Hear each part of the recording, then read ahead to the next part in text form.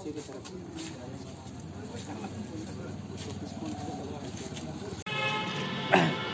आज रेड पड़ी थी विधायक जी के यहाँ, क्या सब बरामद हुआ? हाँ, खगौल थाना क्षेत्र में एक आवेदक द्वारा एक प्राथमिक दर्ज कराई गई थी, जिसमें माननीय विधायक श्री रितलाल यादव और उनके सहयोगियों पर बड़े ही संगीन उसमें आरोप लगाए गए थे, जिसमें डॉक्यूमेंट सोर्स करना, साथ ही साथ एक्सटॉर्शन मांगना और जान से मारने की धमकी देना, ये सारे बड़ी संगीन थे। संगठित अपराध को बढ़ावा देना, उसी के आलोक में हम लोगों ने माननीय न्यायालय से सर्च वारंट लेके इसमें विभिन्न उनके और जो सहयोगी थे उन पर छापेमारी की।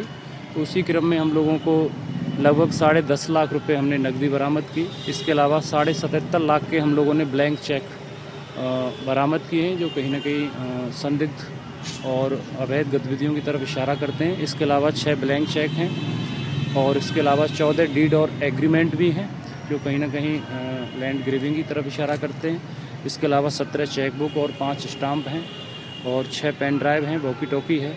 इसके अलावा बहुत सारे ऐसे भी डॉक्यूमेंट्स हमको मिले हैं जिनका जो जहां हम छापेमारी की है जिस मकान में, उस ऑनर से कोई लेना देना नहीं है और उन सब बिंदु पर हम लोगों की जांच चल रही है। ज़रूरत पड़ेगी तो हम इसमें आर्थिक अपराध इकाई की भी मदद लेंगे और आगे इसमें जांच चल रही है और पुलिस इसमें सख्त कार्रवाई कर रही है। कितने ठिकाने पे छापेमारी की सर? ये लगभग 11 ठिकाने थे, उन पर छापेमारी की गई थी और उसका ये जो रिजल्ट था, जो रिकवरी थी, वो मैंने आप लोगों से शेयर सर, किया। पूरे दिन छापामारी चली, बड़ी संख्या फोर्स लगाए गए थे, हथियार की बात आ रही है सर, क्या स्पष्ट? हथियार इसमें अभी बरामद नहीं हुआ है और जो हमारा किसी ने पुलिस की तरफ से बोला भी नहीं गया था हथियार का।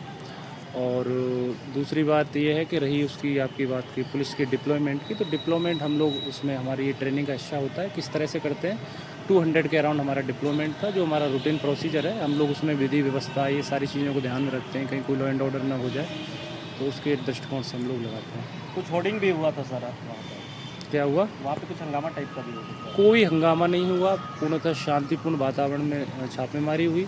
जिन संदिग्ध व्यक्तियों के ठिकानों पर छापेमारी की गई थी, वो सब लोग वहाँ उपस्थित नहीं थे। परिवारजनों से भी पूछा गया तो बताया गया कि वो लोग यहाँ पर है नहीं है।